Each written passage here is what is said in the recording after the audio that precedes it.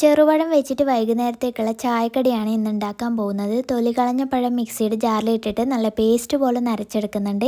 ഇനി വേണ്ടത് ശർക്കരയാണ്. ശർക്കരയിൽ കുറച്ച് വെള്ളം ഒഴിച്ചതിന് ശേഷം ശർക്കര പാനിയാക്കാൻ വേണ്ടിയിട്ട് അടുപ്പത്തേക്ക് വെച്ചിട്ടുണ്ടായിരുന്നു. അതൊന്ന് ആയി വരുമ്പോഴേക്കും നമുക്ക് കൂട്ടൊക്കെ റെഡിയാക്കി എടുക്കാം. ഇവിടെ ഞാൻ എടുത്തിട്ടുള്ളത് മൈദയാണ്. മൈദ ഇല്ലെങ്കിൽ ഗോതമ്പ് പൊടി എടുക്കാവുന്നതാണ്.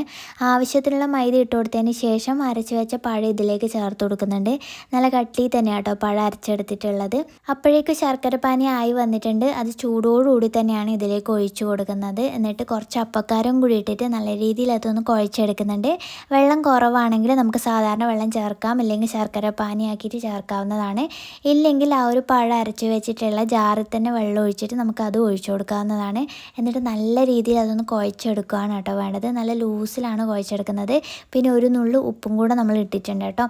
എന്നിട്ട് ഇതാ ഈ ഒരു പരുവത്തിലാണ് ആയി വരേണ്ടത്. 15 മിനിറ്റ് എങ്കിലും അത് റെസ്റ്റ് ചെയ്യാൻ മാറ്റി വെക്കണം. അതിനുശേഷം രണ്ട് കൈയിലും വെള്ളം ആക്കിയിട്ട് ഇതുപോലെ മാവ് എടുത്തിട്ട് അങ്ങോട്ടും ഇങ്ങോട്ടും ഇട്ട് നമ്മൾ ഉരുളകളാക്കി അത് തിളച്ച എണ്ണയിലേക്ക് ഇട്ട് പൊരിച്ചെടുക്കുന്നുണ്ട്.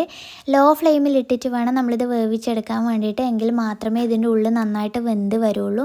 വൈകുന്നേരത്തെ ചായക്കടി ഇവിടെ റെഡിയായി വന്നിട്ടുണ്ട്. അപ്പം ഞാൻ തന്നെയാണ് കഴിച്ചു നോക്കുന്നത്. നല്ല ടേസ്റ്റ് ഉണ്ടായിരുന്നു കഴിക്കാൻ വേണ്ടിയിട്ട്. ആ ഒരു പഴത്തിൻ്റെ നല്ല ടേസ്റ്റ് വരുന്നുണ്ടായിരുന്നു.